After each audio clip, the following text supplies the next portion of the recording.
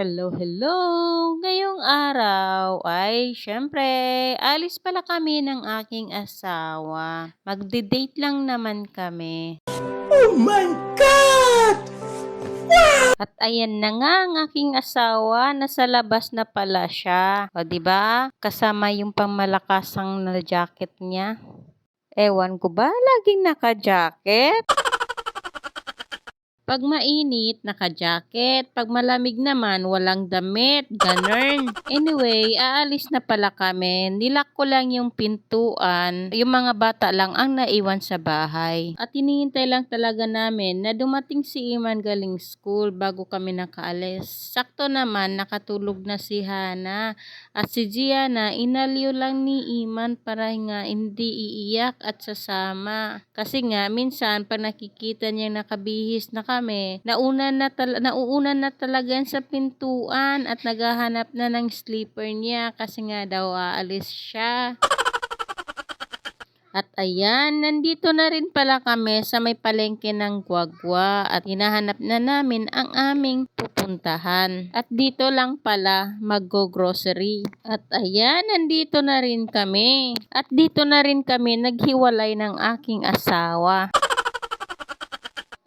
Pinauna niya na pala ako sa loob kasi may pupuntahan daw muna siya saglit. Ewan ko kung anong hinahanap na naman. I'm sure para na naman yun sa motor niya. Anyway, samahan nyo na lang ako mag-grocery. Konti lang pala yung kukunin ko dito. Kasi nag-order na din ako sa may grocery. Ang kagandahan sa grocery ay hindi ka na mamamasahe at makipagsiksikan ay i-deliver lang sa'yo ng free. Kaya lang, hindi talaga siya kompleto. Anyway guys, napunta pala ako dito sa may mga toys section. Ang gaganda ng mga toys nila at saka mura. I'm sure pag nakasama si Hana, hindi naman uuwi nang walang binibitbit. At ayan, bumili na rin pala ako ng cutter kasi yung dalawang cutter namin, hindi ko na mahagilan kung saan. Ewan ko ba, sa gulo-gulo talaga ng bahay namin. Yung minsan kailangan mo, nawawala. At saka, kung di mo na kailangan, doon naman lumalabas. At finally, nandito na pala ang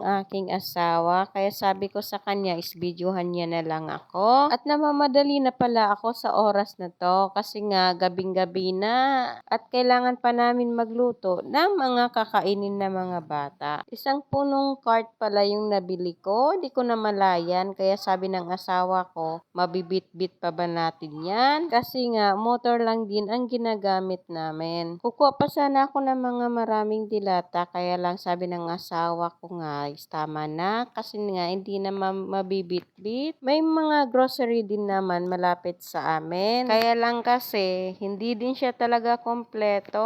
Kaya ang kinukuha ko lang talaga dito is yung wala sa malapit namin at saka sa grocery. At syempre, pinagko-compare ko din yung mga price. At syempre, kung saan ako nakakamura, doon talaga ako. Hindi naman talaga kasi kalakihan ang kinikita sa mga sari-sari store. Magkano lang kinikita? Piso, 2 piso lang. Kaya minsan napapaisip ako yung mga nagtitindahan na maliit lang ang puhunan tapos inuutang pa. Parang natutulog yung pera. Kaya kung mag-sari-sari store, mas mainam talaga na hindi ka magpapautang. Kaya buti na lang talaga dito sa amin is walang utang. At yung mga grocery namin sa bahay is naka-separate din. At fast forward na pala, nandito na kami sa bahay. At hindi na kami nakapag-video pa sa daan. Sa sobrang pagmamadali namin. At ayan, pinapakain ko na si Gianna at Hana. At since gabi na at hindi na nakapagluto, inutusan ko na lang yung asawa ko na pumili ng chicken star. At yun naman yung request ni Hana kasi nga yung gravy, yun yung inuulam niya. Yan si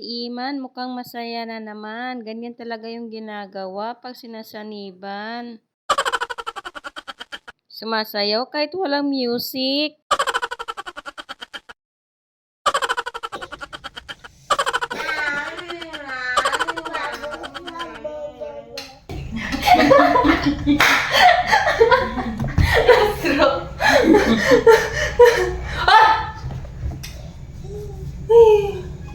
Kita man.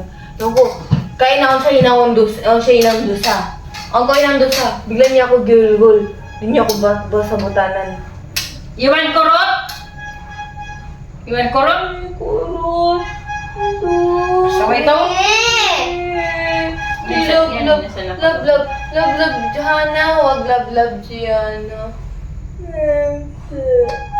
Mura ko kaya na-QA niya yung Love namin ate Hana, di Gianna. Dun ka na. Ayan nga, habang pinapakain, kinukulit niya si Gianna kasi to si Gianna, ayun ako talaga, sobrang matampuhin. Pag nagagalit, nagwawala talaga.